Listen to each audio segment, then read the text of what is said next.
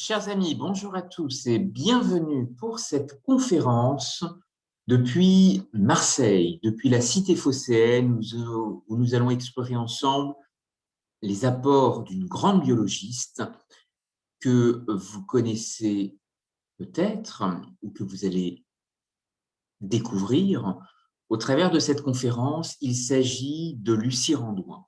Marchons ensemble sur les traces des pionniers, des découvreurs qui ont tracé un chemin sur nos liens parfois extrêmement forts entre science et nature, et en particulier dans les Bouches-du-Rhône, véritable carrefour de l'économie circulaire, de l'économie bleue, véritable carrefour des sciences en Méditerranée.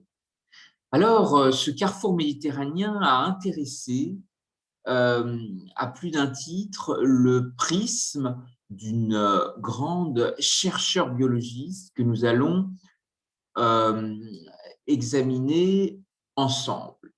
Lucie Randouin a effectivement porté un regard extrêmement ouvert sur l'histoire des découvreurs et des pionniers dans ce département des Bouches-du-Rhône, qui conserve toujours aujourd'hui un héritage extrêmement fort dans les sciences du vivant, dans les biotechnologies, dans le domaine de la nutrition santé. Et ce décloisonnement finalement des connaissances, cette interdisciplinarité, a des origines qui sont antiques, puisque, vous le savez, les Phocéens, fondateurs de Marseille, étaient réputés pour faire le commerce de plusieurs ressources, de plusieurs richesses liées à la mer, et en particulier le sel. Le sel, puisque des échanges vont se développer depuis les réserves de sel, et un cabotage méditerranéen extrêmement actif va se mettre en place, d'autant que le nom de Marseille, le nom antique, Massalia, est considéré par certains historiens comme relié au monde du sel. Vous savez que jusqu'à la période médiévale, les grandes cités maritimes, cités lacustres, qui avaient les grands greniers à sel d'Europe, étaient bien souvent les plus prospères, les plus riches de l'ensemble de la Méditerranée et de l'Europe tout entière. Et donc Marseille a été constamment, avec l'apport de communautés marchandes, de négociants, en quête d'un nouveau monde, en quête de se réinventer à travers les échanges maritimes, à travers le débouché portuaire de cette ville millénaire. Et nous allons regarder comment finalement l'intérêt de la biologie, des sciences de la santé a nourri un terreau d'innovation extrêmement fort, et s'est ouvert à un certain nombre de savoir-faire qui n'avaient pas forcément un lien immédiat, mais qui ont, en tous les cas, permis de semer une très forte démarche d'ouverture, d'interdisciplinarité, avec l'aventure qui va vous être présentée ici des industries probiomères, qui ont exploité un savoir-faire horloger qui s'est aventuré sur la mer.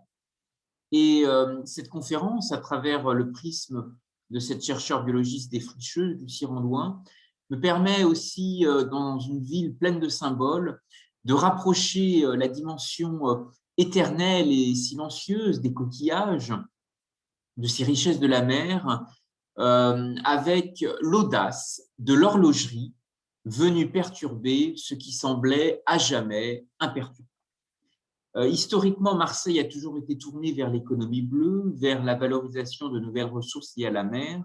Je vous parle du sel, mais bien entendu, les filières de pêche aussi sont extrêmement importantes, recèlent d'un passé antique extrêmement prestigieux, inventif, créatif également, avec les éponges qui ouvriront aussi de nouvelles innovations, l'invention du savon de Marseille, par exemple. Ce qui colle vraiment à l'état d'esprit de Lucie Randouin et de son parcours d'oiseau migrateur entre les disciplines, puisqu'elle a été d'une certaine façon une inspiratrice de l'économie circulaire pour d'autres femmes. Et je voudrais ici vous citer l'exemple de la fondation Hélène MacArthur en faveur de l'économie circulaire. Cette grande navigatrice est impliquée aujourd'hui dans le domaine des matériaux biosourcés. Marseille a beaucoup de liens également avec des grandes capitales maritimes celtiques. Vous connaissez sans doute le jumelage qui a pu exister entre Marseille et Glasgow. Vous avez encore aujourd'hui dans le domaine du nautisme beaucoup de transferts d'innovation qui existent entre Marseille, grande cité phocéenne de la Méditerranée, et des homologues de l'arc atlantique et même encore plus loin de grands partenaires celtiques. Alors, un oiseau migrateur entre science et nature, effectivement, Lucie Randouin, née Fandard, est une universitaire française à l'origine d'études pionnières sur la nutrition. La nutrition a aussi une histoire marseillaise extrêmement forte, puisque la profession de diététicien, qui était encore très récente au lendemain de la guerre, eh bien, c'est peut-être Marseille qui va tisser un sillon, puisque le premier service de diététique a été créé à l'Hôtel-Dieu de Marseille en 1952. Et Lucie Randouin est originaire de Beurre-en-Othe, dans le département de l'Yonne, en Bourgogne, aux confins de la Bourgogne et de la Champagne. Lucie Randouin va très rapidement se différencier sur le plan de sa carrière universitaire et obtenir une grande reconnaissance académique, scientifique, puisqu'elle sera agrégée de sciences naturelles en 1911, à une époque où l'agrégation est en principe réservée essentiellement aux hommes. Donc, c'est une femme extrêmement pionnière qui engage un parcours inédit. Lucie Randouin a été la première femme biologiste à l'Académie de médecine à imaginer notre futur entre science et nature. Et après le décès de Marie Curie en 1934, aucune femme n'est entrée à l'Académie de médecine avant Lucie Randouin. Et donc, un siècle plus tard, la place de ces femmes reste extrêmement congrue dans les institutions médicales, comme on peut le voir toujours aujourd'hui. Et je ne vais pas énumérer l'ensemble des prouesses scientifiques, universitaires, de la carrière extrêmement prometteuse de Lucie Randouin, mais sachez que dans le domaine de la recherche et de l'enseignement supérieur, elle a été la seconde femme agrégée en sciences naturelles, elle a été la première femme à enseigner à la faculté de médecine de Paris et elle a terminé sa carrière en qualité de directrice générale honoraire du CNRS. Elle va œuvrer à la fin des années 30 à l'émergence d'une école nationale de diététique qui verra le jour en 1951 et sous l'impulsion également de l'un de ses confrères, Jean Trémolière, elle va aussi encourager l'ouverture d'une première école publique à Paris qui prendra la forme d'un lycée technique. Son rôle a été aussi extrêmement actif pendant les deux guerres. Pendant d'abord la Première Guerre mondiale, elle va assurer à titre bénévole la direction des travaux pratiques au laboratoire de physiologie de la Sorbonne, en l'absence de chefs de travaux et de préparateurs qui étaient tous mobilisés sur le front. Elle aura aussi des liens extrêmement utiles pour protéger et sauvegarder des vaccins, puisque pendant la Seconde Guerre mondiale, elle a conservé des sérums et des vaccins de l'Institut Pasteur dans les sous-sols de l'Institut d'hygiène militaire de 1943 à 1944. Et ces vaccins étaient à destination à l'époque de la Résistance, ce qui va lui permettre de développer un réseau, d'être en lien avec de nombreux acteurs. Et ces faits de résistance, dans un courrier adressé au directeur du CNRS en octobre 1944, fera également mention d'autres moments d'abnégation dans la mémoire des conflits. Elle a son laboratoire de physiologie de la nutrition, a hébergé temporairement un prisonnier évadé qui faisait partie des forces françaises de l'intérieur, un membre du comité directeur de l'OCM, une traductrice bibliographe d'origine russe, naturalisée française et de confession juive, ainsi que quelques hommes affiliés au laboratoire et qui étaient réfractaires au STO, au service du travail obligatoire. Elle mènera en permanence des activités de prévention, notamment en vue du maintien de la santé publique. Elle n'aura cessé de faire plus ou moins clandestinement des conférences sur l'alimentation en zone libre et en zone occupée, ce qui montre véritablement sa détermination, son opiniâtreté, des publications nombreuses et des conférences vers le grand public également. De 1910 à 1957, elle comptabilise près de 500 publications scientifiques qui prennent la forme de notes, d'articles scientifiques. Elle fera aussi de nombreuses interventions à la radio et participera à plusieurs émissions de télévision. Elle sera notamment connue à partir de 1956 à travers une émission qui s'appelait Tribune de la santé, et elle aura des échanges épistolaires, des relations avec un certain nombre d'industriels, et en particulier mon arrière-grand-père Théophile Ognonnet, qui a fondé les industries Probiomère. C'est une ambassadrice des sciences. Elle aura à cœur aussi de se rapprocher de l'industrie pour trouver une fertilisation croisée entre les disciplines, entre les compétences, entre les différents savoir-faire. Elle représentera aussi la France comme déléguée française dans de nombreux congrès scientifiques, conférences internationales, d'abord à Boston en 1929, à Rome en 1932, à Madrid en 1934 et dans d'autres conférences à Bruxelles et même en Suisse. Alors, défenseuse de l'équilibre alimentaire, oui, parce qu'elle va fortement défendre le rôle thérapeutique des rations et l'influence primordiale d'une alimentation complète et équilibrée pour la santé physique et mentale des individus. Elle va s'attacher aussi à défendre le rôle des vitamines et le recours à des produits sains et naturels pour notre organisme, ce qui la rendra extrêmement peut-être précurtrice, c'est finalement d'appliquer ces découvertes à la vie pratique des Français, et en particulier à la suite des périodes de restriction qui avaient marqué la Seconde Guerre mondiale. Elle va, à travers sa carrière, témoigner aussi de l'importance de décloisonner l'innovation. Et peut-être c'est ce qui fait aussi défaut aujourd'hui dans les milieux scientifiques, promouvoir en permanence une innovation qui soit ouverte et pas seulement en silo. Promouvoir l'interdisciplinarité, c'est ce qui a aussi été un champ extrêmement porteur dans la crise sanitaire que nous avons connue, puisque avec la grande bascule de la pharmacie, de la recherche chimique vers la biotechnologie, l'essentiel des nouveaux médicaments est issu tout en partie des travaux académiques, d'où le succès mondial de la région de Boston, du MIT, de Harvard. Et donc aujourd'hui, ce lien fort et direct entre les entreprises, l'enseignement supérieur, la recherche, les laboratoires des universités est essentiel. Et il est extrêmement important d'encourager l'esprit d'entreprise dans l'université en y intégrant le prisme de l'entrepreneuriat au féminin.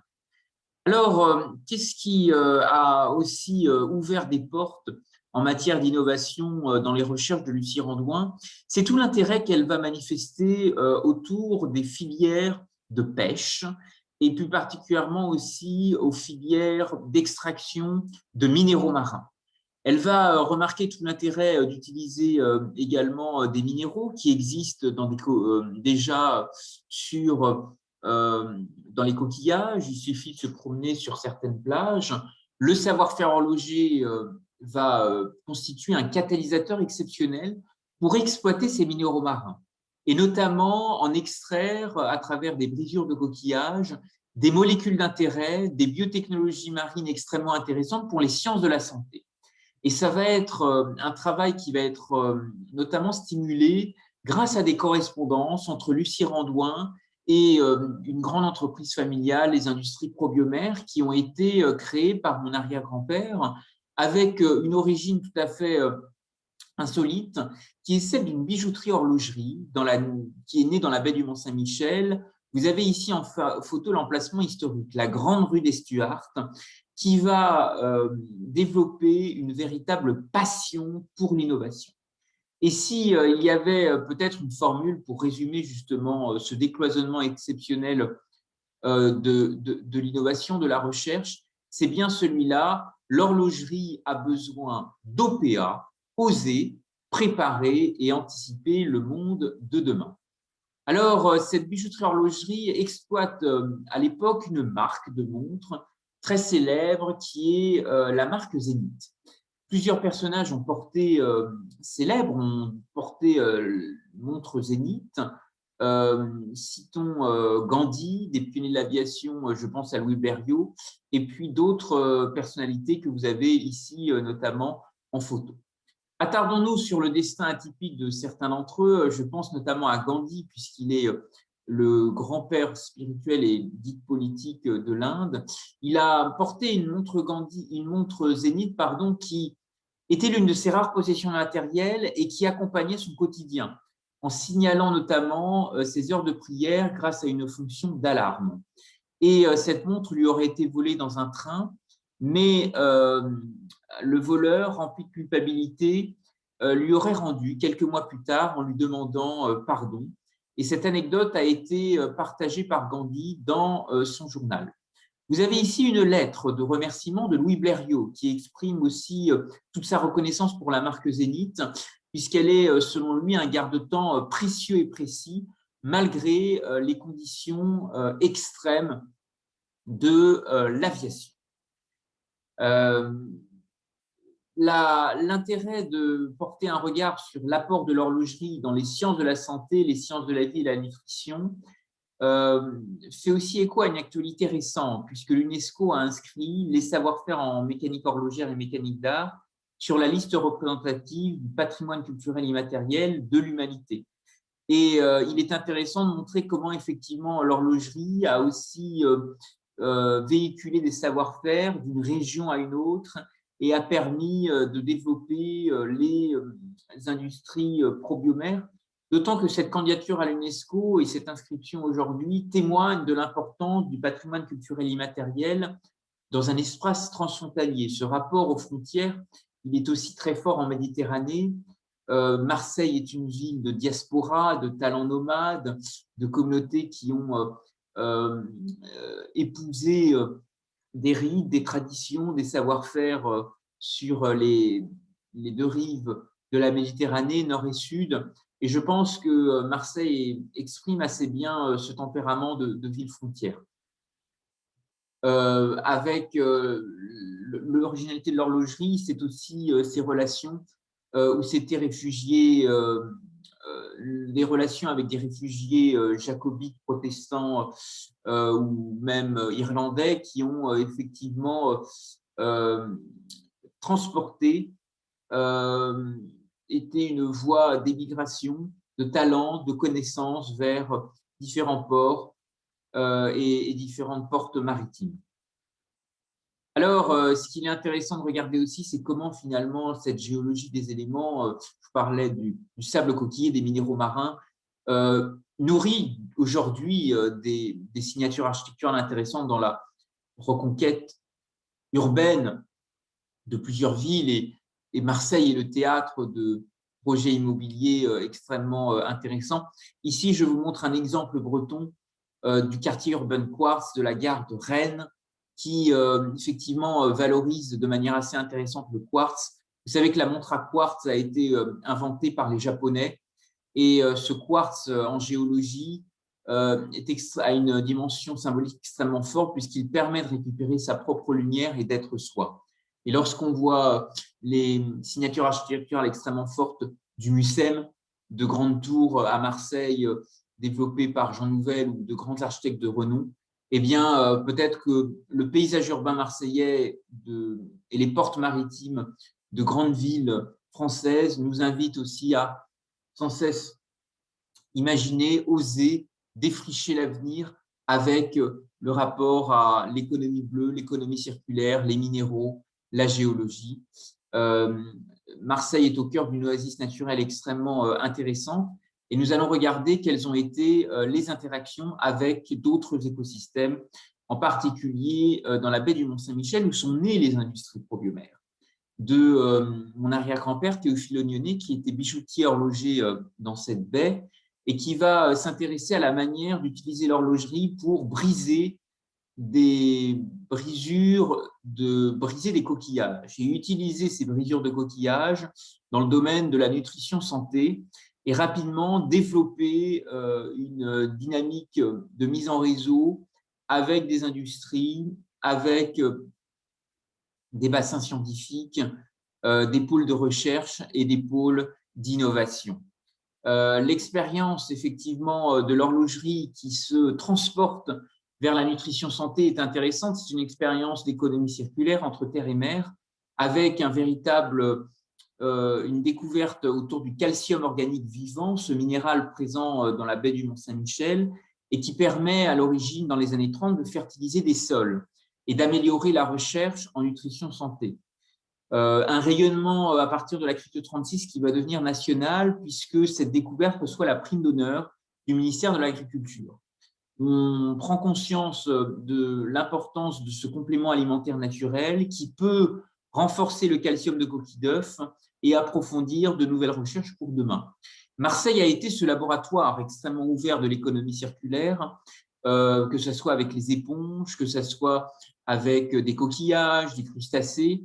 Et il existe encore aujourd'hui un grand savoir-faire reconnu au niveau universitaire et qui a aussi diffusé des connaissances vers d'autres territoires.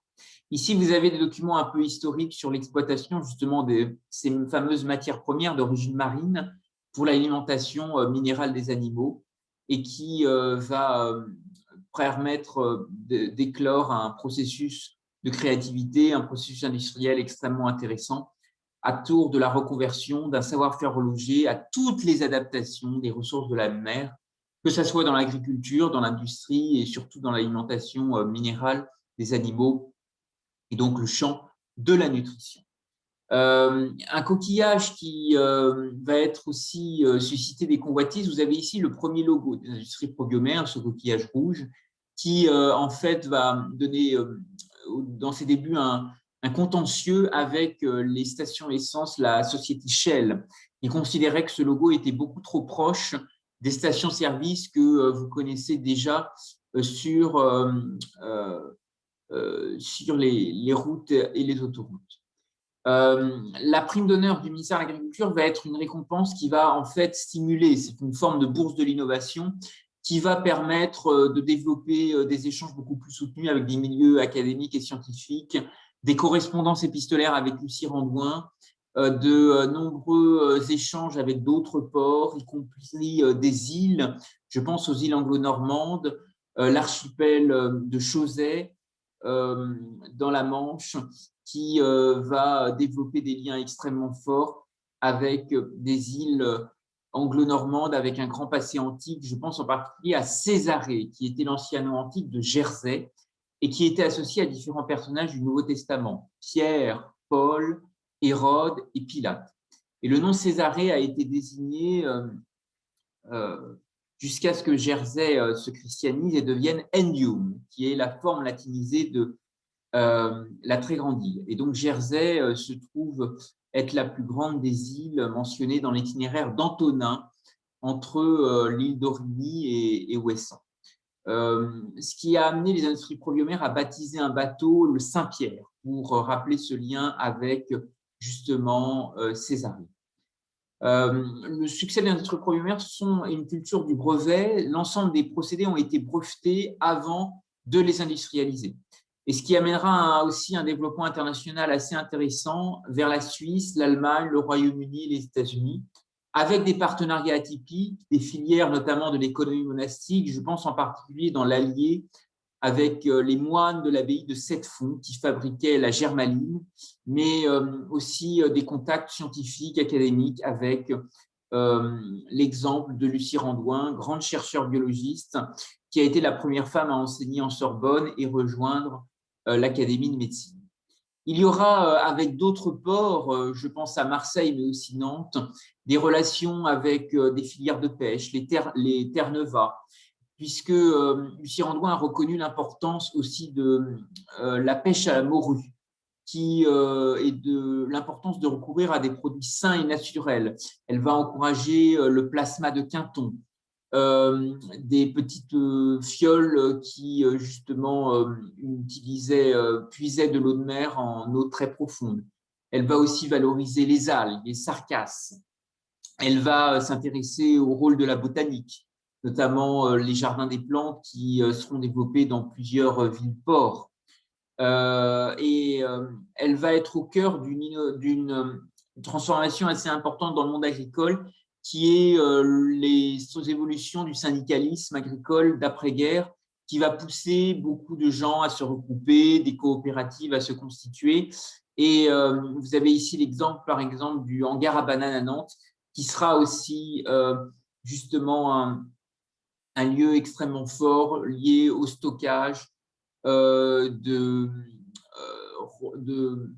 fruits et de denrées exotiques qui seront extrêmement recommandés pour leur richesse en vitamines et pour la nutrition, avec des cargos bananiers qui viendront apporter justement des fruits, en particulier des bananes, sur le quai des Antilles à Nantes. L'innovation de Marseille, avec l'apport de ces communautés diverses, extérieures, qui ont façonné beaucoup d'échanges extrêmement divers, de l'Arménie à l'océan Indien, aux Comores, eh bien, les industries premières vont aussi beaucoup s'intéresser à de nouvelles formes d'importation de produits, puisqu'une pénurie importante de minéraux marins, notamment d'huîtres, va frapper la baie du Mont-Saint-Michel dans les années 60, et des ostréiculteurs vont devoir reconstruire leur parc décimé et vont devoir s'associer et recevoir l'aide notamment de Japonais, d'homologues de la baie de Sendai pour reconstruire les parcs décimés. Et à ce titre, il y aura des liens développés avec l'archipel du Soleil Levant.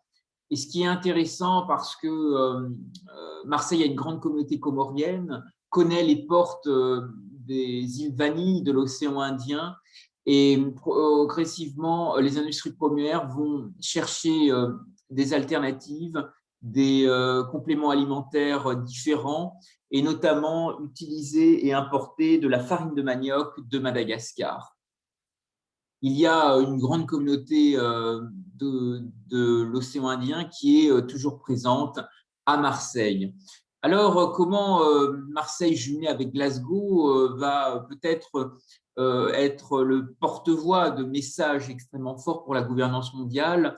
Je vous parlais de la farine de manioc de Madagascar. Eh bien, aujourd'hui, la lutte qui est faite en Méditerranée contre les déchets plastiques invite aussi à développer des innovations pour demain et des technologies de pays émergents, notamment une technologie indonésienne, à encourager la transformation du manioc en sachets biologiques, en utilisant notamment l'amidon de manioc, qui est un procédé qui intéresse à la fois la Méditerranée dans cette lutte contre les déchets plastiques, mais aussi les Africains, puisque on parle véritablement d'un enjeu de gouvernance mondiale, et progressivement de grandes entreprises s'engagent aussi dans ce volet. L'Oréal, la chaîne kenyane de supermarchés, compte parmi les clients directs ou indirects de cette société indonésienne qui développe des sacs en amidon de manioc.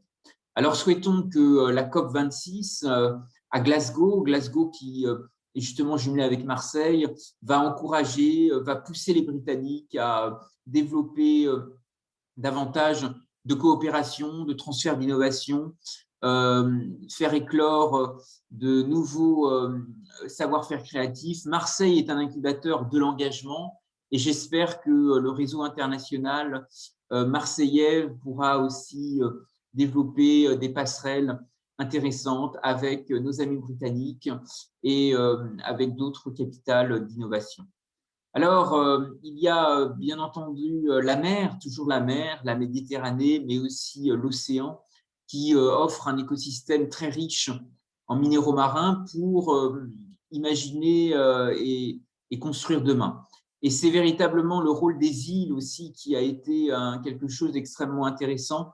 Ce prisme est aussi utile à travers beaucoup de fondations à Marseille, dans les Bouches-du-Rhône, qui développent et cultivent ce lien avec la mer. Je voudrais à ce titre vous rappeler un écrivain exceptionnel qui est Victor Hugo, qui lui a aussi beaucoup développé et valorisé les filières de l'économie bleue dans l'une de ses œuvres que je vous invite à découvrir, qui l'a écrite lors de son exil à Guernesey pendant 15 ans et qui s'appelle Les Travailleurs de la mer, dans lequel il imagine la figure d'un roi au crinier de l'océan qui aurait trouvé le bonheur dans ces États, puisque la Constitution dont il est l'auteur refuse le droit à l'entrée et à l'argent sans son autorisation, et la seule monnaie ayant cours est le coquillage, dont la mer est l'inépuisable coffre-fort. Alors, quel est l'héritage aujourd'hui de Lucie Randouin? Comment envisager aujourd'hui une valorisation de sa mémoire, de sa contribution scientifique, de son ouverture vers l'innovation, vers le grand public? Il existe un prix, Lucie Randouin, qui est attribué chaque année aux Journées nationales de la diététique et de la nutrition. Et cette conférence est aujourd'hui l'occasion d'encourager la conception d'un timbre qui serait réalisé à son effigie, parce que finalement, Lucie Randouin, cette femme pionnière, cette femme défricheuse, nous invite à réinventer en permanence un dialogue avec la géologie, avec la botanique, avec les sciences, avec la nutrition, et demain l'univers des biotech qui est si foisonnant à Marseille et dans les Bouches-du-Rhône. Vous avez de nombreuses pépites, de nombreuses startups qui émergent, qui mobilisent des laboratoires de recherche prometteurs, et nous avons de nombreux trésors à imaginer autour de l'économie bleue, autour de l'économie circulaire. Ce timbre pourrait être un message extrêmement fort, un signe de ralliement pour encourager aussi l'entrepreneuriat au féminin. Je voudrais aussi vous signaler des initiatives extrêmement inspirantes développées par d'autres villes. Ici, vous avez l'exemple de la ville de Strasbourg qui a mis en place un programme qui s'appelle Industrie Magnifique et qui vise à faire renaître des vieux métiers, des vieux savoir-faire et les croiser avec des filières créatives, des filières innovantes dans l'innovation. Tiers-lieux maritimes, c'est aussi un projet extrêmement fort qui existe dans des villes-ports qui ont toujours eu des filières de pêche extrêmement importantes. Je vous prends ici l'exemple de la ville aux 5 ports qui est Lorient, qui a un passé maritime extrêmement proche avec celui de Marseille, qui était ouvert au commerce du Levant. Vous savez que la Compagnie des Indes a été développée entre Port-Louis et la ville de Lorient. Et aujourd'hui, de nouveaux lieux sont en émergence pour accueillir de nouvelles activités, mobiliser aussi des porteurs de projets innovants, des citoyens à travers des campagnes de financement participatif. C'est ce projet ici que je mentionne qui est extrêmement intéressant, lié à la transformation de la glacière de Lorient en tiers-lieu maritime. Alors, la conception d'un timbre à l'effigie de Lucie Randouin est un appel que je lance. Vous pouvez, si vous souhaitez participer à cet appel, rejoindre la plateforme change.org où est mis en valeur ce projet. Un dossier a déjà été transmis à la filiale du groupe La Poste qui est chargée d'exécuter le programme philatélique et l'émission de nouveaux timbres, qui est fixé par un arrêté ministériel publié au journal officiel. Cette filiale s'appelle Filaposte. Des élus locaux ont aussi été sensibilisés au Sénat et vous êtes les bienvenus avec des idées, des coups de cœur que vous pourriez aussi partager et transmettre pour rejoindre cette aventure. Je voudrais vous remercier à tous pour votre attention, vous dire que les avancées horlogères, la nutrition, la science et la marine sont fortement liées et que Lucie Randouin a ouvert un pont exceptionnel autour de la nutrition santé, avec Marseille aussi, puisque je vous ai indiqué que le premier service de diététique est né à l'Hôtel-Dieu de Marseille. Et donc, c'est cette fertilisation croisée qui me paraît importante. C'est ce symbole fort d'un timbre qui pourrait voyager et qui certainement pourrait rappeler l'ouverture de Marseille à travers la marine, les sciences, l'économie bleue, l'horlogerie. Vous savez que l'apparition des premières horloges maritimes conservait la mesure du temps sur un bateau en mouvement fut une révolution et elles permirent aux marins de se positionner en mer avec une très grande précision. Merci à tous pour votre attention. Je vous propose maintenant d'ouvrir les questions, les échanges, et donc vous pouvez bien entendu réagir avec votre micro ou utiliser la bulle de discussion si vous souhaitez écrire et poser des questions. Merci à vous et je vous souhaite une excellente journée.